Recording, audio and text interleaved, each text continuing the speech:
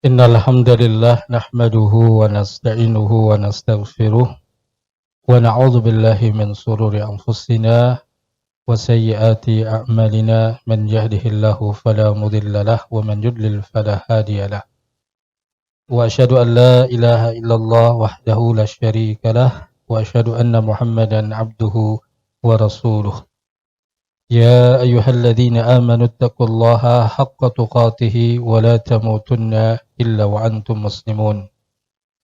يا أيها الناس اتقوا ربكم الذي خلقكم من نفس واحدة وخلق منها زوجها وبث منهما رجالا كثيرا ونساء واتقوا الله الذي تساءلون به والأرحام إن الله كان عليكم رقيبا.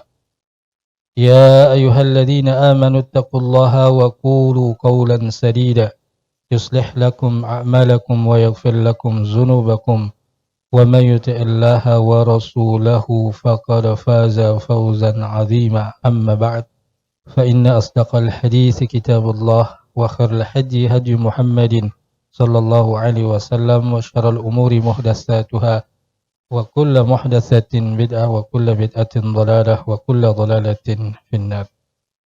Ikhwani wa akhwati rahimani wa rahimakumullah, melanjutkan kembali pembahasan kitab tauhid.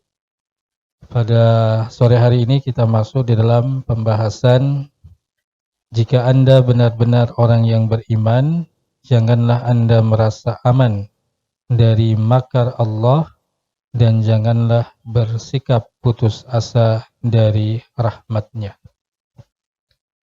Jika Anda benar-benar orang yang beriman, janganlah Anda merasa aman dari makar Allah dan janganlah bersikap putus asa dari rahmat-Nya.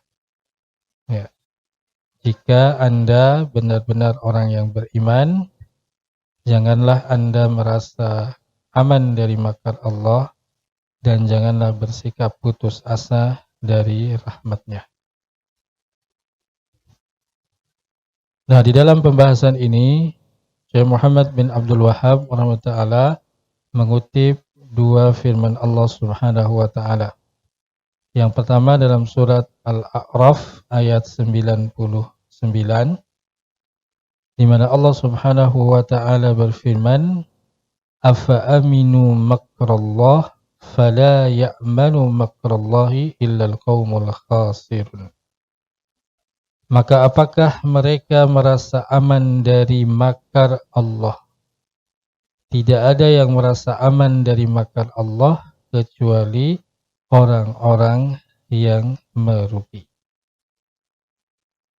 Nah, ikhwani wa akhwati rahimani wa rahimakumullah, maka ayat ini menjelaskan tentang bahwasannya merasa aman dari makar.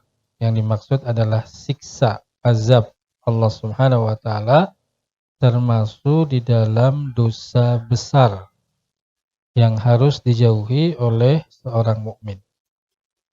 Nah, sehingga di dalam akhir ayat ini ya disebutkan fala ya'manu makrallah illal qaumul khasirun. Ya, tidak ada yang merasa aman dari makar Allah kecuali orang-orang yang merugi. Nah, maka disebutkan dengan ya illal qaumul khasirun, maka ini menunjukkan sebuah ya ancaman. Ya, sehingga ketika satu perbuatan itu ada ancamannya, maka ini termasuk di dalam ya dosa besar yang harus dijauhi. Nah, kemudian yang kedua, di dalam surat Al-Hijr ayat 56. Allah Subhanahu wa taala berfirman, "Qala wa may yaqnatu min rahmati rabbih illa dhalun." Dan tidak ada orang yang berputus asa dari rahmat Allah kecuali orang-orang yang tersesat. Ya.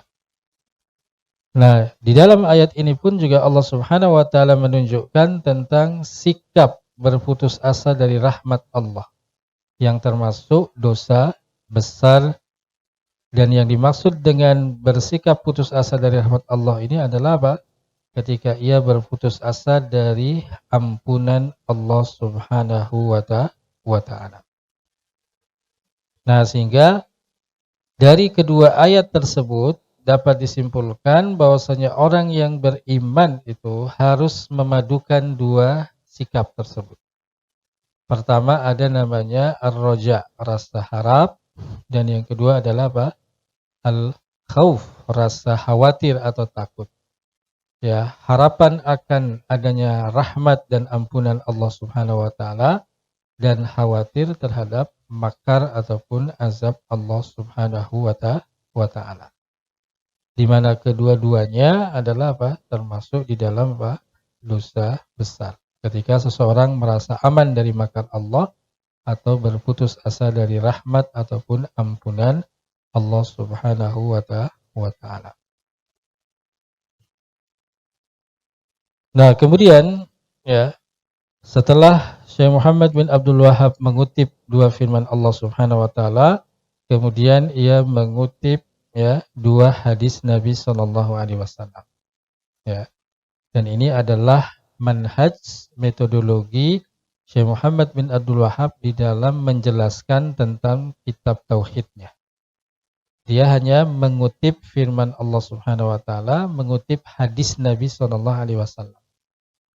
Ya, jadi dia tidak mengutip pendapat kecuali hanya sedikit saja, ya, supaya dikhawatirkan bahwasanya itu adalah pendapat pribadi, ya.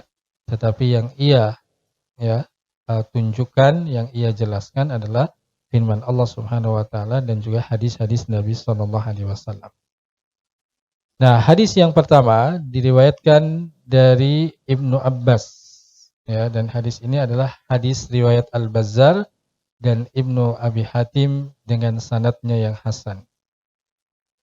An Ibni Abbasin radhiyallahu anhuma anna Rasulullah sallallahu alaihi wasallam su'ila 'anil kaba'ir faqala asyirku billahi wal ya'su min rauhillah wal amnu min makrillah.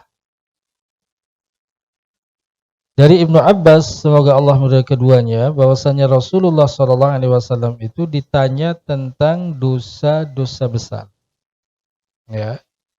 Kemudian Rasulullah SAW menjelaskan dosa-dosa besar ini dari tingkatan yang paling tinggi. Yaitu apa? Asyirku billah. Menyekutukan Allah Subhanahu wa ta'ala. Nah, baru setelah itu beliau sallallahu alaihi wasallam menyebutkan dosa yang tingkatannya di bawah kesyirikan. Wal ya'su min rauhillah, ya, berputus asa dari rahmat Allah Subhanahu wa taala, wal amnu min makrillah, dan merasa aman dari azab Allah Subhanahu wa taala. Kemudian hadis yang kedua diriwayatkan dari Ibnu Mas'ud radhiyallahu anhu, di mana beliau berkata, akbarul kaba'ir al-isyraku billah wal amnu min makrillah wal qunutu min rahmatillah wal ya'su min rauhillah. Rawahu Abdur Razzaq. Nah, Imam Abdur Razzaq rahimahullah ta'ala meriwayatkan dari Ibnu Mas'ud radhiyallahu anhu, di mana ia berkata, ya, akbarul kaba'ir, dosa-dosa besar yang paling besar. Kemudian Rasulullah SAW mengurutkan dari yang paling besar, yaitu al-isyraku billah, menyekutukan Allah Subhanahu wa ta'ala. Baru setelah itu menyebutkan tingkatan yang di bawahnya, merasa aman dari siksa Allah Subhanahu wa ta'ala dan berputus asa dari rahmat Allah, ya, dan berputus asa dari pertolongan Allah Subhanahu wa ta'ala. Ya. Nah, jadi di dalam penjelasan ini disebutkan ada yang sifatnya berlebih-lebihan. Sikap berlebih-lebihan itu apa? Merasa aman dari azab Allah. Jadi ketika seseorang itu ya melakukan kebaikan, ya, melakukan amal soleh, maka di situ ada ya bentuk perasaan yang itu merupakan dorongan dari syaitan. Apa perasaannya? Merasa aman dari ya azab Allah. Bahkan nanti perasaan ini didorong lebih kuat lagi. Ya, di mana dia akan merasakan bahwasanya dialah orang yang paling bersih. Ya, orang yang paling bertakwa dibandingkan dengan ya yang lainnya. Sampai akhirnya didorong lagi ya sampai pada tingkat apa? Orang itu akan merasakan apa? Sifat al-kibru, yaitu apa? Kesombongan. Nah, maka begitulah cara syaitan memasuki atau menggoda, mengganggu manusia melalui perasaan. Ya. Nah, ini adalah apa? Sikap yang berlebih-lebihan. Nah, yang kedua adalah sikap yang disebut dengan ya tafrid. Ada ifrat, ada tafrid. Tafrid itu artinya apa? Ya, lawan dari berlebih-lebihan. Ketika seseorang itu melakukan dosa, ya, kemudian apa? Di situ syaitan mendorong orang tersebut ya sampai pada titik apa? Berputus asa dari rahmat Allah. Dengan mengatakan, dosa saya sudah banyak. Enggak mungkin Allah itu apa? Mengampuni dosa saya. Nah, perasaan itu perasaan yang dimunculkan oleh apa? Oleh syaitan. Ya.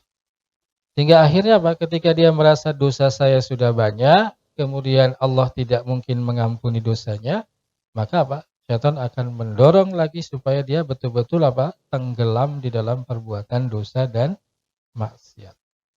Ya, maka disebut dengan apa? Berputus asa dari rahmat Allah Subhanahu wa taala. Nah, maka sikap seorang mukmin adalah apa? Pertama adalah berharap adanya roja. Ya, ketika dia melakukan kebaikan, maka di situ ada roja, ada harap. Ya, mendapatkan apa? Pahala dari Allah Subhanahu wa taala. Ya. Ketika dia itu ya melakukan ya dosa, maka di situ ada apa? Rasa takut. Ya.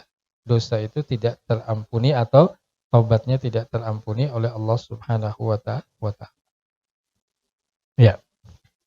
Nah, dari pembahasan ini ya, Syekh Muhammad bin Abdul Wahhab taala menjelaskan tentang kandungan bab ini. Yang pertama, tafsir ayat dalam surat Al-A'raf yang tadi kita sudah jelaskan ya, bahwasanya merasa aman dari siksa Allah termasuk dosa besar yang harus dijauhi oleh orang yang beriman. Kemudian yang kedua adalah tafsiran dalam ayat dalam surat Al-Hijr ya, di mana ayat ini pun menunjukkan bahwasanya berputus asa dari rahmat Allah termasuk juga dosa besar yang harus dijauhi. Kemudian yang ketiga adalah ancaman keras terhadap orang yang merasa aman dari makar Allah Subhanahu wa taala. Ya. Jadi disebutkan di sini dengan makar. Ya. Jadi makar Allah itu adalah sebagai akibat dari makar yang dilakukan oleh manusia. Ya. Maka dalam firman Allah Subhanahu wa taala disebutkan wa makaru wa makarallah wallahu khairul makirin. Ya, jadi mereka berbuat makar, tipu daya, kemudian Allah pun juga apa? Membuat tipu daya.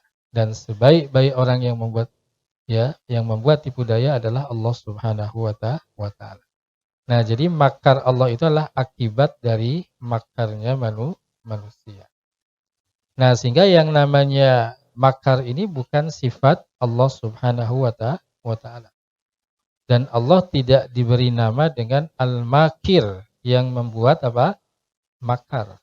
Karena ini termasuk dalam sifat yang disebut dengan sifat salbiyah.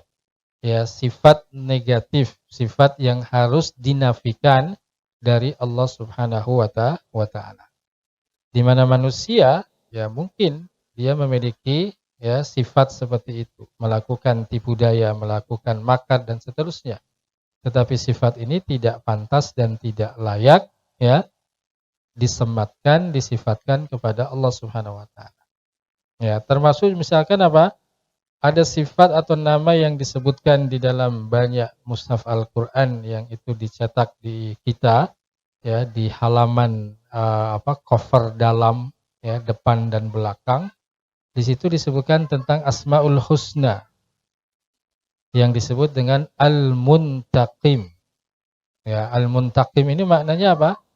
Yang Maha membalas dendam. Ya. Maka Allah itu tidak punya sifat membalas dendam. Ya, kecuali Allah Subhanahu wa taala akan memberikan balasan sesuai dengan apa? Ya, perbuatan yang dilakukan oleh tersebut. Ya, jadi Allah tidak punya sifat itu. Ya, berbeda dengan manusia. Manusia mungkin memiliki sifat itu dan sifat itu sifat yang, ya, tidak layak disifatkan kepada Allah Subhanahu wa taala. Ya. Nah, kemudian yang keempat, ancaman keras terhadap orang yang berputus asa dari rahmat Allah Subhanahu wa taala. Ya. Bahkan salah seorang imam, yaitu Imam Tabi'in, yaitu Imam Hasan Al-Basri rahimahullah, ya, mengatakan, kalau seandainya seseorang itu mengatakan, besok kita mau makan apa? Ya, itu menunjukkan apa? Sebuah putus asa dari rahmat Allah. Dan itu adalah dosa. Kalau orang mengatakan apa? Besok kita mau makan apa ya? Maksudnya apa? Karena mungkin kesulitan ekonomi dan lain sebagainya, kemudian dia mengatakan besok makan apa ya? Ya. Berarti pertanyaan itu menunjukkan bahwasanya apa? Dia tidak yakin bahwasanya Allah itu apa? Yang memberikan rizki. Ya. Kalau masih bertanya-tanya besok ini makan apa? Ya. Atau misalkan apa? Ya, seseorang yang, ya, berprasangka buruk kepada Allah Subhanahu wa taala. Nah, maka ini termasuk dalam apa? Bentuk berputus asa dari rahmat Allah, termasuk di dalamnya adalah apa? Berputus asa dari ampunan Allah Subhanahu wa taala. Maka tidak ada dosa yang tidak diampuni kalau orang tersebut apa? Bertobat kepada Allah Subhanahu wa taala sampai kesyirikan. Kesyirikan itu dosa yang paling besar, tapi kalau, ya, pelakunya itu bertobat, maka insya Allah akan diampuni oleh Allah Subhanahu wa taala. Maka ayat yang menyebutkan, ya, innallaha la yaghfiru ayyushraka bihi wa yaghfiru ma duna dzalika liman yasha, adalah ketika orang itu melakukan kesyirikan, kemudian dia itu meninggal dan dia belum sempat bertobat. Tapi kalau sudah bertobat, maka insya Allah apa? Tidak ada dosa yang tidak diampuni oleh Allah Subhanahu wa taala. Walaupun dosanya itu seperti gunung. Walaupun dia membunuh, berzina, ya, merampok, mencuri dan lain sebagainya, kalau dia itu bertobat pada Allah Subhanahu wa taala, insya Allah apa? Dosanya akan diampuni oleh Allah Subhanahu wa taala. Nah, ikhwani wa akhwati rahimani wa rahmakumullah. Kemudian kita masuk di dalam pembahasan bab berikutnya, yaitu termasuk iman kepada Allah, sabar atas segala takdirnya. Ya. Nah, di dalam pembahasan ini, Syekh Muhammad bin Abdul Wahhab rahimahullah, ya, mengutip firman Allah Subhanahu wa taala dalam surat At-Taghabun ayat yang ke-11. Allah Subhanahu wa taala berfirman, "Ma asaba min musibatin illa biiznillah. Wa may yu'min billahi yahdi qalbah. Wallahu bikulli syai'in alim."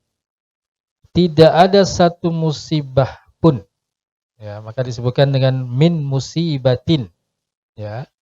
Musibah ini dalam bentuk nakirah. Ya, nakirah ini maksudnya apa? Tidak diawali dengan alif lam, yang menunjukkan makna apa? Al-istighraq, menunjukkan makna apa? Tidak ada musibah apapun, yang kecil, yang besar, yang sedang, musibah berkaitan dengan harta, dengan jiwa, ya, dengan perasaan dan lain sebagainya, illa biiznillah, kecuali dengan izin Allah Subhanahu wa taala. Jadi semuanya akan bergantung dengan apa? Izin Allah Subhanahu wa taala. Nah, barang siapa yang beriman kepada Allah Subhanahu wa taala, niscaya dia akan memberikan petunjuk kepada hatinya. Ya, karena iman itu adalah apa? Ya, menjadi ya sumber petunjuk di dalam kehidupan. Iman itu sesuatu yang akan menghilangkan keraguan-raguan dan juga apa? Ya, khurafat di dalam hati. Dan Allah Subhanahu wa taala Maha mengetahui segala sesuatu. Nah, kemudian yang kedua, Syekh Muhammad bin Abdul Wahhab menyebutkan tentang ya tafsir daripada ayat ini. Qala al-qamatu. Ya, yang dimaksud dengan al-qamah di sini adalah Al-Qamah bin Qais bin Abdullah bin Malik An-Nakhai, ya, salah seorang tokoh ulama dari kalangan tabi'in, ya. Huwa ar-rajulu tusibuhul musibatu faya'lamu annaha min indillah fayarda wa yusallim. Al-Qamah menafsirkan iman yang tersebut di dalam ayat ini, ya, adalah apa? Seseorang ketika ditimpa musibah, ia meyakini bahwa semua itu adalah dari Allah, maka ia pun ridha dan pasrah atas takdirnya. Ya. Jadi hal yang menjadi penting adalah apa? Ridha, ya, pasrah dengan takdir Allah. Yang membuat seorang itu menjadi galau, yang membuat seseorang itu menjadi sedih, ya, tidak tenang. Kenapa? Karena dia belum ridha, belum pasrah dengan takdir Allah Subhanahu wa taala. Ya, apapun itu. Ya, maka disebutkan apa? Ma asaba min musibatin. Jadi musibah apa saja. Ya, seperti itu. Nah, kenapa? Karena syaitan itu masuk di dalam ya diri manusia itu melalui apa? Perasaan. Dan perasaan itu lebih dominan dimiliki oleh siapa? Perempuan. Perempuan itu kalau dari 10 maka 9-nya adalah apa? Perasaan. Laki-laki dari 10, 9-nya adalah apa? Nalar. Maka perempuan itu sering mengatakan, saya rasa ini yang lebih baik. Dia pakai perasaan untuk menilai ini baik atau enggak. Kalau laki-laki apa? Saya pikir ini yang lebih baik. Nah, dia pakai apa? Nalar, pakai pikiran. Makanya ketika wanita dengan laki-laki menikah, ya klop. Ya, yang satu lebih dominan perasaannya, yang satu lebih dominan apa? Nalar. Ya, seperti itu. Jadi kalau misalkan dua-duanya baper, ya bisa bahaya. Ya, seperti itu. Nah, kemudian Syekh Muhammad bin Abdul Wahhab rahimahullah mengutip hadis Nabi sallallahu alaihi wasallam. Wa fi sahih Muslim an Abi Hurairah anna Rasulullah sallallahu alaihi wasallam qala isnatani fin nasi huma bihim kufrun at-ta'nu fin nasabi wan niyahatu 'alal mayyit. Diriwayatkan dalam Sahih Muslim dari Abu Hurairah radhiyallahu anhu bahwa Rasulullah SAW bersabda, ada dua perkara dalam diri manusia, kedua-duanya adalah perbuatan kufur yang terjadi di kalangan mereka. Yang pertama adalah mencela keturunan, yang kedua adalah meratapi orang yang meninggal. Maka dalam pembahasan tentang an-niyahah ini, ya, lebih banyak tertuju kepada siapa? Perempuan. Ya, kenapa perempuan itu lemah ketika menghadapi apa? Musibah. Ya, seperti itu. Ketika suaminya meninggal, ya, maka seakan-akan dia apa? Tidak bisa lagi semangat hidupnya. Ya, seperti itu. Saya tidak bisa hidup tanpa kamu. Wah, ya. Nah, seperti itu. Ya, sehingga akhirnya apa? Ya, melakukan namanya niyahah, meratap. Ya. Kemudian hadis yang kedua, walahuma an Ibnu Mas'udin marfu'an laisa minna man darabal khudud wa syaqqal juyub wa da'a bid'awal jahiliyah. Al-Bukhari dan Muslim meriwayatkan hadis marfu dari Ibnu Mas'ud radhiyallahu anhu, tidak termasuk golongan kami orang yang memukul pipi, merobek-robek pakaian dan menyeru dengan seruan jahiliyah. Ya, seperti itu. Dan ini lebih banyak dilakukan oleh siapa? Perempuan. Walaupun ada laki-laki. Ya, tapi lebih banyak apa? Dilakukan oleh perempuan. Ya, aku tidak bisa hidup tanpamu. Wah, seperti ya. Kau adalah orang yang ada di dalam hatiku. Wah, seperti ya. Iya, betul. Ya. Saya pernah menemukan itu, ada seorang wanita yang ditinggal oleh suaminya. Ya, baca namanya saja nggak bisa. Baca nama maksudnya baca nama di kuburannya nggak bisa. Sedih, nangis. Ya, seperti itu. Ya, maka banyak para wanita yang ketika ditinggal suaminya selama hidupnya dia tidak apa? Menikah. Ya. Jadi dia tidak mau menikah lagi. Ya. Berbeda kalau laki-laki ditinggal meninggal oleh istrinya, maka apa? Segera untuk menikah lagi biasanya. Itu berbeda. Begitu. Ya. Kemudian hadis berikutnya, wa an Anasin anna Rasulullah sallallahu alaihi wasallam qala idza arada Allah bi 'abdihi al-khaira ajjala lahu al-uqubah fid dunya wa idza arada bi 'abdihi syarra amsaka anhu bi dhanbihi hatta yuwafiya bihi yaumal qiyamah. Diriwayatkan dari Anas radhiyallahu anhu bahwa Rasulullah SAW bersabda, apabila Allah menghendaki kebaikan pada orang atau pada seorang hamba, maka dia akan mensegerakan hukumannya di mana? Di dunia.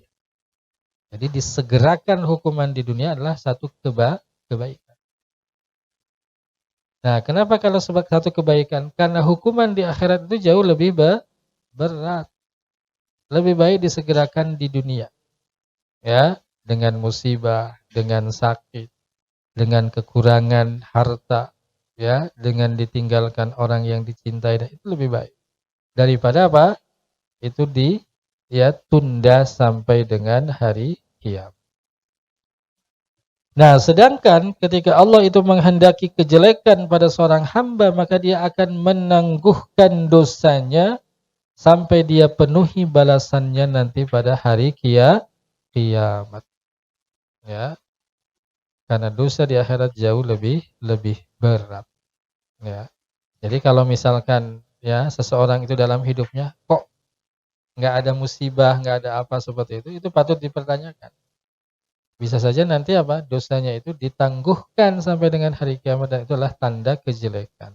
Ya, tapi sebaliknya kalau kebaikan atau tanda kebaikan itu Allah akan segerakan apa?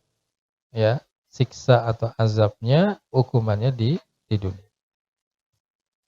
Kemudian hadis yang ketiga, wa qala an-nabiy sallallahu alaihi wasallam inna idzamal jazaa ma'a idzamal bala wa inna Allah ta'ala idza ahabba qauman ibtalahum faman radiya falahu ar-ridha wa man sakhita falahu as-sakhatu. Hasanahu at-Tirmidzi. Nabi SAW bersabda, sesungguhnya besarnya pahala setimpal dengan besarnya cobaan. Dan sungguh Allah Ta'ala apabila mencintai satu kaum, maka apa? Ya, dia akan apa? Diberikan ujian. Atau Allah akan memberikan ujian, cobaan. Maka barang siapa yang ridha, maka baginya keridhaan Allah. Sedangkan yang marah, maka dia kemarahan bagi Allah Subhanahu wa Ta'ala. Maka orang menghadapi musibah itu ada 4 kriteria, ada 4 tingkatan. Tingkatan yang paling rendah adalah orang yang tidak ridho, marah dengan ketetapan Allah. Ciri orang yang tidak ridho dengan ketetapan Allah ini apa? Tidak bisa melupakan, tidak bisa memaafkan. Ya. Tidak bisa melupakan, tidak bisa memaafkan. Ya. Maka yang namanya forget, forgive, nah itu ya. Forget itu melupakan, forgive apa? Memaafkan, itu berdampak pada kesehatan hati. Tapi kalau belum forget, belum forgive, susah. Belum bisa melupakan, belum bisa memaafkan, susah. Ya. Kemudian yang kedua adalah apa? Bersabar. Bersabar itu maksudnya bagaimana? Dia merasakan beratnya, tapi karena keimanannya dia menahan diri untuk tidak melakukan, mengucapkan sesuatu yang diharamkan. Itu namanya sabar. Baru yang ketiga, ya, namanya apa? Setelah sabar apa? Dia ridho. Ridho itu apa? Menerima. Ya.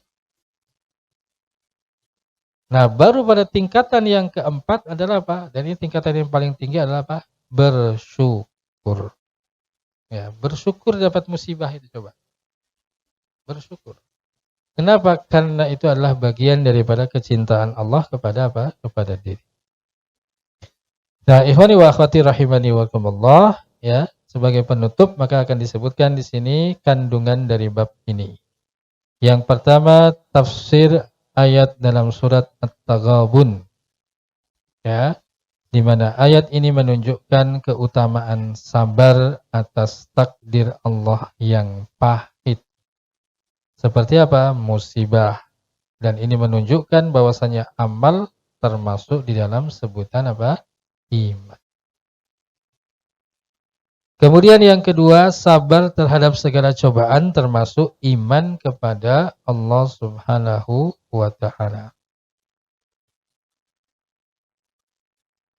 Kemudian yang ketiga, disebutkan hukum tentang perbuatan mencela keturunan termasuk dalam perkara jahiliyah dan hukumnya adalah haram. Kemudian yang keempat, ancaman keras terhadap orang yang memukul-mukul pipi, merobek-robek pakaian dan menyeru dengan seruan jahiliyah karena meratapi orang mati. Yang kelima, tanda apabila Allah menghendaki kebaikan kepada hambanya, maka dia akan memberikan cobaan. Yang keenam, tanda apabila Allah menghendaki kejelekan kepada hambanya, maka dia akan apa? Menangguhkan ya azab ataupun hukumannya sampai di akhirat. Tanda kecintaan kepada Allah kepada hambanya yang ketujuh adalah dengan memberikan apa? Cobaan. Yang kedelapan, dilarang bersikap marah dan tidak sabar atas cobaan yang Allah ujikan. Ya. Kemudian yang terakhir adalah apa? Pahala bagi orang yang ridha dengan cobaan Allah Subhanahu wa taala. Nah, ikhwani wa akhwati rahimani wa rahimakumullah, ini mungkin yang bisa kita sampaikan pada kesempatan sore hari ini, mudah-mudahan bermanfaat. Wallahu a'lamu bissawab. Wassallallahu ala Muhammadin wa ala alihi wa ashabihi wa akhiru da'wana alhamdulillahi rabbil alamin. Subhanakallahumma wa bihamdika asyhadu an la ilaha illa anta astaghfiruka wa atubu ilaik. Wassalamualaikum warahmatullahi wabarakatuh.